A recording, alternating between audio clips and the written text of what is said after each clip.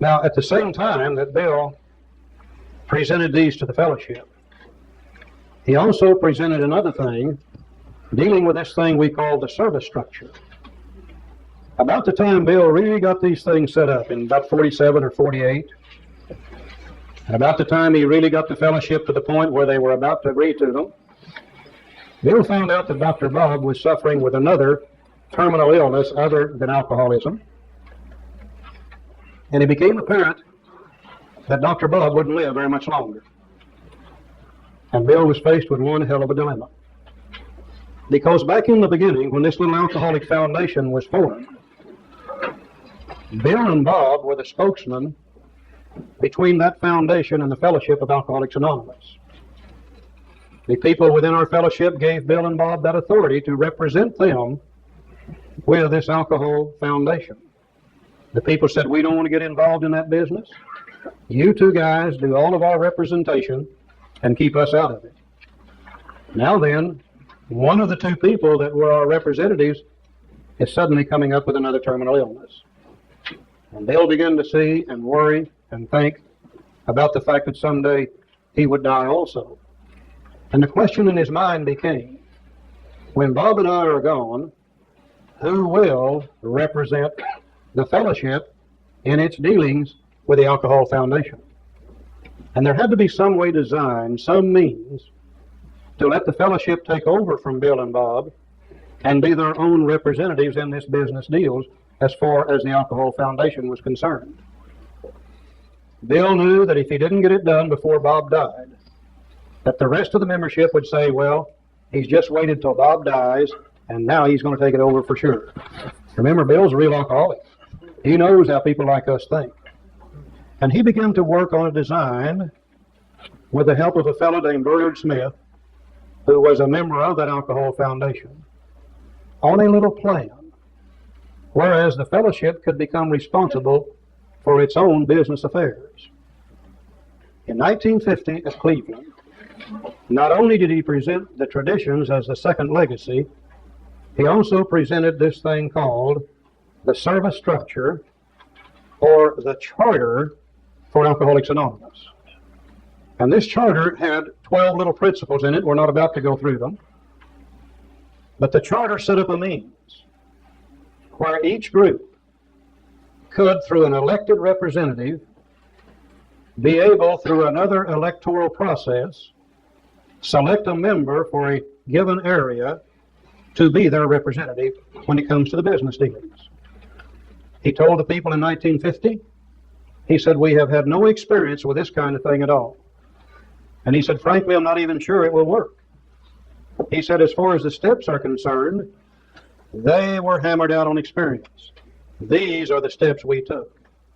As far as the traditions are concerned, they were hammered out on experience of what did not work. He said, this may or may not work. He said, I think it will. And he said, what I ask you for is to give us a 5-year experimental plan. And he said, we'll come back together in 5 years. If it has worked, we can keep it as is. If we need to change it, we can. Or if we don't want it, we can throw it out.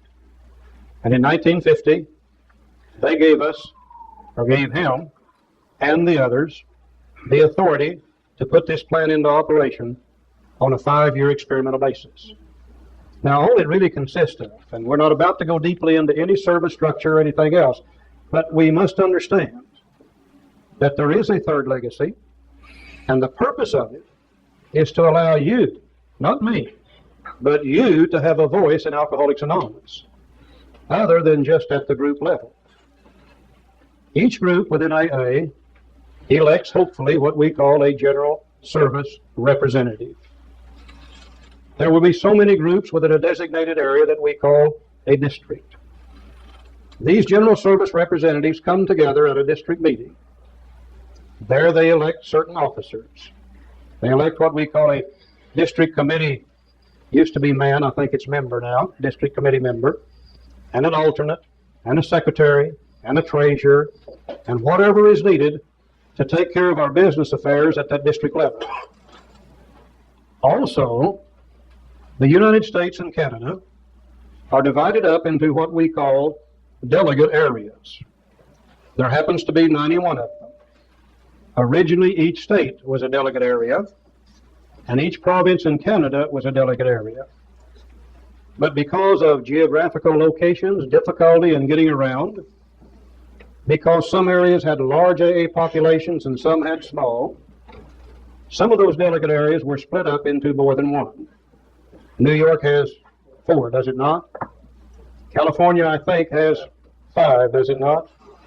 Texas has 4. Missouri has 2. Missouri's was not because of extreme population, but simply because all of the business in Missouri takes place either in St. Louis or Kansas City, and they split it into 2 areas. Arkansas has 1. Most states do. There is a total of 91 delegate areas. Within the delegate area, there may be 10, 12, 15 of these districts. The districts come together at a meeting we call the Area Assembly. And there your district committee members, your GSRs from your individual groups, get together and elect what we call area officers. We have the area chairperson, we have the alternate area chairperson, we have the area secretary, the area treasurer, and whatever else is needed at that particular area. Now, in the beginning, the area was designed to do one thing and one thing only. At that area assembly meeting, they elected one person to represent that entire area at a business meeting in New York City. And that person was called the delegate. The delegate from Area 4, the delegate from Area 31, the delegate from Area 62. These delegates meet together in April of each year in New York City, and they are the effective voice, spokesman, conscience, and authority for you and I. They are our authority. We give that to them as we elect those people and put them in that position, and that's the way we express our authority and our responsibility in AA. Now, AA is made up, though, of more than just AA groups. Remember, we have a foundation. The foundation has to be incorporated because it deals with business. It hires employees. It pays insurance.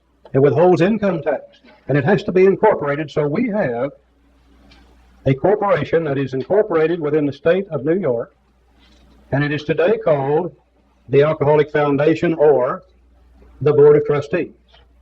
Originally, there was 5.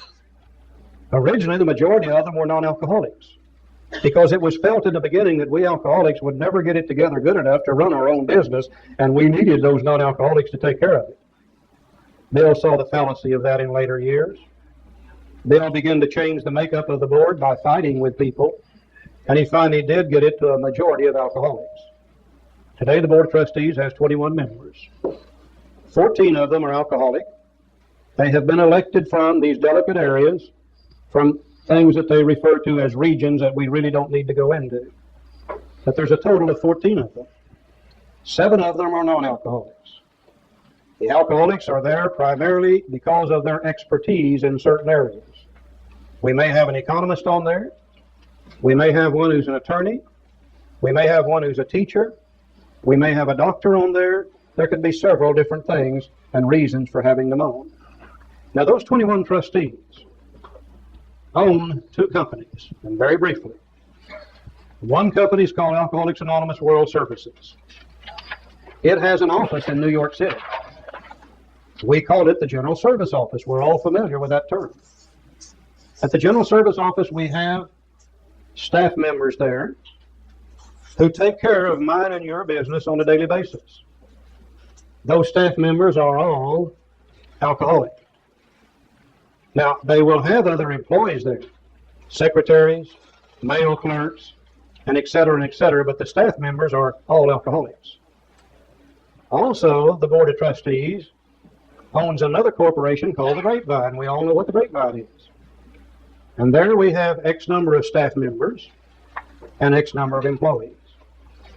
Those 2 corporations, AAWS, and by the way, AAWS also owns the publishing company. We own our own publishing company. Those 2 corporations are also incorporated in the state of New York. Therefore, they have their own board of directors. But the 21 trustees own and oversee the operation of those 2 corporations. So we really have the fellowship as one entity, we have the trustees as one entity, and we have the two corporations with their employees as another entity. At the General Service Conference in New York City in April, you will find the 91 delegates, you will find the 21 trustees, and you will find, I believe, 24 members, directors and staff from the two corporations. If my memory serves me right, we have a total of 135 at the General Service Conference. Now, the purpose of the General Service Conference is for these two corporations and for the Board of Trustees to report to the delegates on everything that's been going on with the last year, to give the financial reports, to open up all the files, and to make everything available to the 91 delegates. The purpose of the General Service Conference is for the 91 delegates to work with the trustees and the directors of the two corporations to determine what our business is going to be for next year. They set the budget, and then through committee functions, they determine policy, recommend changes, and etc. A new piece of literature, such as the new Reflections book, had to go through the General Service Conference. Anything that we do which constitutes a change will go through the General Service Conference for final approval. Now, it takes at the General Service Conference a minimum of a 2/3 majority voting on something to make an approval recommendation and to make it binding. If my memory serves me right, 90 is 2/3 of 135. The delegates always have a 2/3 majority voting representation. So our elected delegates always have the majority vote for anything necessary at the General Service Conference. They never vote in a block, though, because they never have to. Remember, 14 of the trustees are alcoholic also. They're not about to get together on anything either. All the staff members are alcoholics. They're not about to get together on anything either. But if we ever had to, we have 2/3 majority at the General Service Conference. That's the little thing that Bill set up for us. In 1955, they met again. The second international conference was held in St. Louis. And in 1955, Bill presented this plan to them as a permanent thing. The fellowship voted on it and accepted it as the third legacy of Alcoholics Anonymous. And when that happened, Bill said, the fellowship is now safe, even from me. Because he effectively transferred all authority from himself to the membership as a whole. Now, each year as it went by at the General Service Conference, Bill began to notice a lot of conflict going on. They couldn't really decide who is in charge of this damn thing. The delegates have 2/3 vote, but the trustees legally own AAWS, the publishing company, General Service Office, and the Grapevine. So they begin to fight a little bit about who really does have this authority, and blah, blah, blah, blah, blah, blah, blah. And they'll begin to see this controversy develop and begin to actually reduce the effectiveness of the General Service Conference. The last thing he did for us was to develop what is called the 12 concepts. Now, people like to say they are the third legacy. No, they are not. The third legacy is the charter, which sets up the General Service Conference. The 12 concepts were developed at a later date in the 60s, and the purpose of the concepts was to do the same thing for the General Service Conference that the traditions do for the group, that the steps do for the individual, to give us emotional sobriety at the national and international level. You know, these 91 delegates, these 21 trustees, these 24 board and staff members can become as emotionally drunk at the General Service Conference as they ever were physically drunk. I know, I've seen it happen. They can go absolutely crazy up there from time, and they do. So these concepts, they are referred to as interaction. The action that takes place between the trustees, the delegates, staff members, and directors at the General Service Conference. Let us have 5 minutes to look at them. We're not going to try to go into them in any depth, but each one of them has a certain little idea. Concept 1 is the problem. How do the groups express their authority and responsibility for AA as a whole? That's the problem. Concept 2 is the solution. Concept 2 says that the General Service Conference will effectively become the conscience and the voice of AA as a whole, representing the entire fellowship. Concept 3 through 11 deals with interaction. Joe, do you want 3 or do you want 4? I do 3. Okay, you do 3. Joe likes 3. As a traditional means of creating and maintaining clear and defined working relationship between the groups, the conference, the AA General Service Board, and its several service corporations, staffs, committees, and executives, and thus ensuring their effective leadership, it is here suggested that we endow much of these elements of world service with the traditional right of decision. You know, this is a kind of a legal thing, boy, to get you. But you know what I'm simply saying is each group has a right of decision. And we give everybody, even a GSR, when he goes to a group, we don't tell him how he should vote. You know, we give him the right of making that decision, because he might get at that meeting. There might be some other information presented to him which would change and reflect on that decision. So we give everybody, each individual, the right of decision. I think it's what it really is saying is when your delegate goes to the General Service Conference, he does not go instructed on how to vote. Yeah. He has the right of decision and votes according to his own conscience based upon information presented there. John, number 4. Concept 4 deals with the right of participation, allowing that each classification or group of world servants shall be allowed a voting representation in reasonable proportion to the responsibility that each must discharge. It simply says that nobody in the conference or in our of the 135 is any better or any worse than anybody else. They all have one vote. Right. One vote. Okay, right of appeal and petition, Joe. Okay, concept 5. Throughout our world service structure, a traditional right of appeal ought to prevail. This assuring us that the minority opinion will be heard and that the petition for the redress of perseverance will be carefully considered. This deals with the minority opinion. You know, even after we vote, we want to make sure that we hear everybody, and it's particularly AA. It's one thing, everything goes on by 2/3 votes. And this kind of guarantees us that we get the right opinion. Then after that, we have the ones who, the minority group still has a right of appeal to come back again and ask to be heard after they're voted down. And a lot of times, even they find even at this conference that in some cases after they have voted it down by 2/3, the minority of people come back up, quote, they state their position again. The conference can look at it again, and sometimes they change their opinion. So this makes sure that we get down to the best information, and by listening more through a minority appeal. Number 6. Concept 6, as says, deals primarily with the primary administrative responsibilities of everybody connected with our General Service Conference and Board, and it just lays out how we're to run our service board. It recognizes that the General Service Board is the primary administrative authority and responsibility for AA. There's no way that you and I can do it on a daily basis. That job is the job of the Board of Trustees. Number 7, legal rights of trustees, Joe. The legal rights of the trustees.